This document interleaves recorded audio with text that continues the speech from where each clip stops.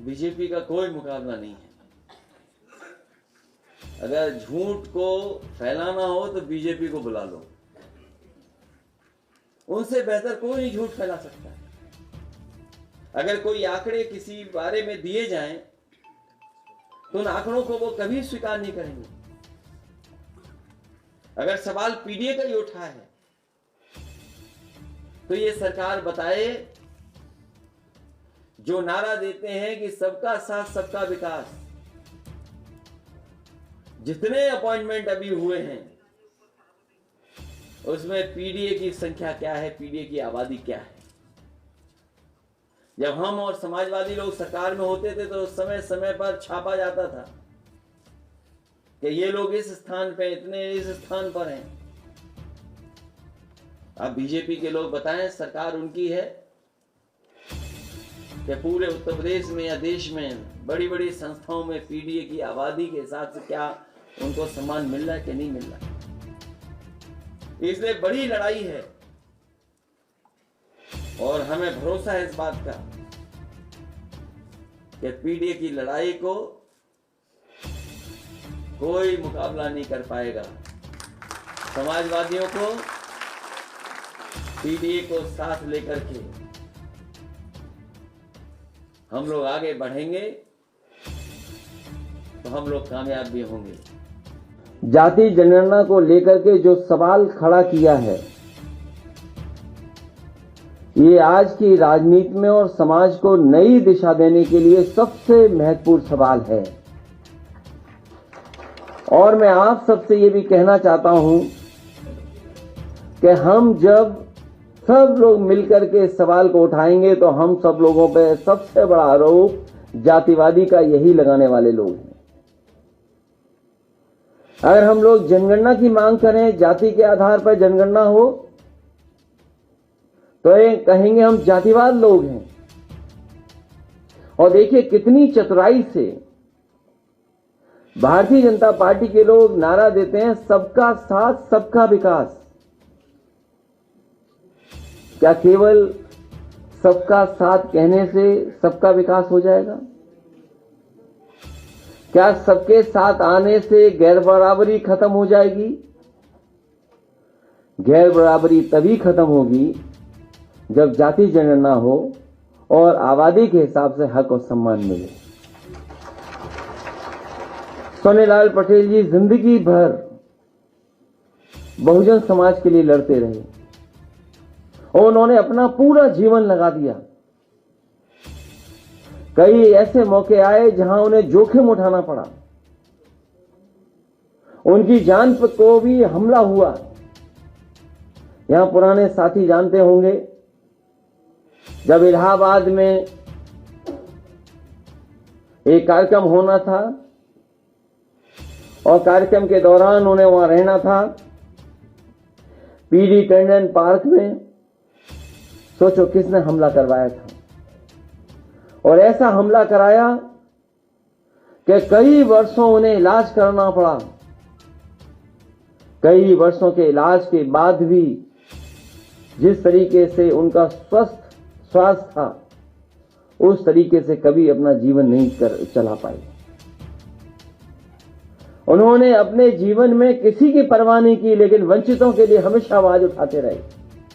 इसलिए आज जब हम सब लोग बैठे हैं तो जो सपना उन्होंने देखा था, जो रास्ता हमने और आपको दिखाया, आज हम संकल्प लें कि उसी रास्ते पे चल करके उनके सपनों को पूरा करने का काम हम लोग मिल करके करेंगे। यही सच्ची श्रद्धांजलि होगी। जहां तक सवाल उत्तर प्रदेश सरकार का है, आंकड़े बता रहे हैं कि आंकड़ों में भारतीय जनता पार्टी की सरकार कहीं समाजवादियों के सामने टिकती नहीं है।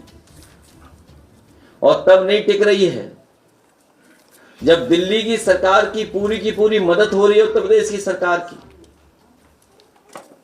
जो इन्वेस्टमेंट मीट हुई बड़ी बड़ी, उसमें एमओयू तो कर लिए बड़े बड़े, लेकिन एमओयू जमीन पर नहीं उतरा कोई भी।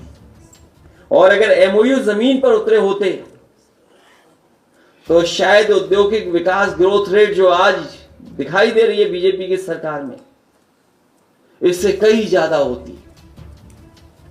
अगर औद्योगिक विकास ग्रोथ रेट कम है और समाजवादी सरकार से कई गुना कम है, तो इसका मतलब है उत्तर प्रदेश के कारखाने चल नहीं रहे हैं, उद्योग लग नहीं रहे हैं, बंद पड़े हैं। और अगर जीडीपी की ग्रोथ रेट बिल्कुल नीचे है, तो इसका मतलब यह है कि गरीब के घर में खुशहाली नहीं आ रही, गरीब परिवार के बीच में कहीं कोई ऐसा रास्ता नहीं निकाल पा रही है सरकार जिससे उनकी आमदनी या उनका कारोबार आगे बढ़े। मैन्युफैक्चरिंग को लेकर के बड़े बड़े सपने दिखाती है सरकार। आपने देखा होगा जब एमओयू कराने का सिलसिला शुरू हुआ, बीजेपी के लोगों ने जो मिल गया उन्हें उससे एमओयू करा दिया। जिला अधिकारियों को जिम्मेदारी दी गई कि एमओयू करना है और इतने का एमओयू कराना है। उन्होंने भी आगे बढ़कर के जो उन्हें मिल गया उससे एमओयू करा लिया।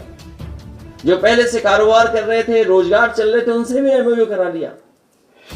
और हद तो तब हो गई, बीजेपी ने जिसको भी देखा टाई सूट पहन करके जा रहा उससे एमओयू करा लिया।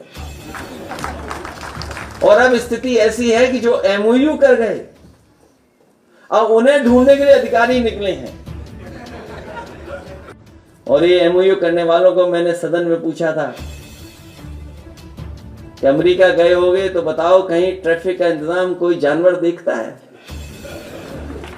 आप लखनऊ से जहां कहीं से भी आए होंगे, आप कोई चौराहा शायद ही मिला हो जहां पर ट्रैफिक के नए अधिकारी न खड़े हों।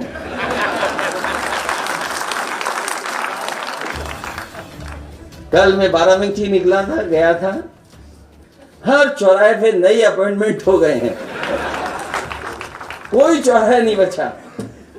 सोचिए ऐसे लोग जो ट्रैफिक का इंतजाम दूसरों के हाथ में दे दिए, वो $1 ट्रिलियन इकोनॉमी का सपना देख रहे हैं और आज के समय पर देख रहे हैं जहां पर हर चीज एक दूसरे के सामने आ जाती है, कोई बात छिपती नहीं है।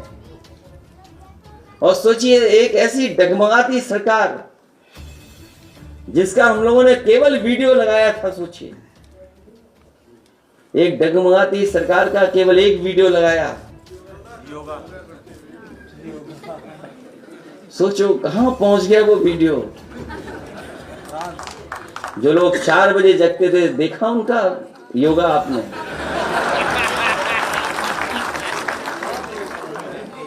हम तो ये कहते हैं कि जो काम नहीं कर सकते क्यों करना है? अगर योगा ही करना था तो लोम विलोम करके ही काम चला लेते। इसलिए लड़ाई लंबी है और हमें उम्मीद है कि पत्रकार साथी भी हम लोगों का साथ देंगे। अब तो केवल चैनलों से तो लड़ना ही लड़ना है, एंकरों से भी लड़ना है। और अगर किसी पत्रकार को आपने कह दिया कि आप ईमानदार पत्रकार हैं तो उसमें भी लड़ाई हो जाएगी आपकी। इसलिए ऐसे समय पर हम लोग इस गोष्ठी को कर रहे हैं। हमें उम्मीद है कि डॉक्टर सरदार पटेल जी ने जो संघर्ष और जो रास्ता दिखाया था उस पर हम लोग चलेंगे।